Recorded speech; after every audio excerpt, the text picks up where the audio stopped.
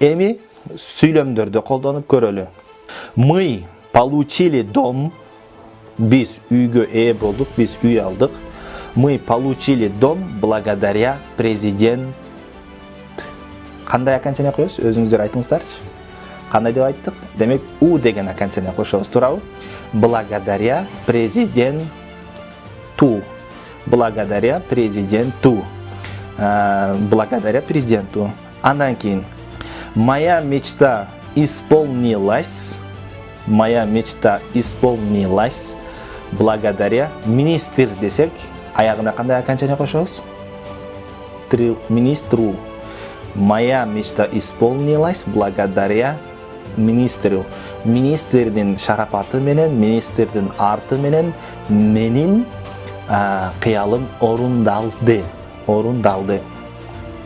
Например, он учится здесь благодаря директору. Он учится здесь благодаря директору. Он учится здесь благодаря директору. Ал директордун арты менен бул жакта окуп жатат. Он учится здесь благодаря директору. Демек, директор деген алдына благодаря деген сөздү койдук, ал директор деген сөздүн аягына у деген окончание кошту благодаря директору.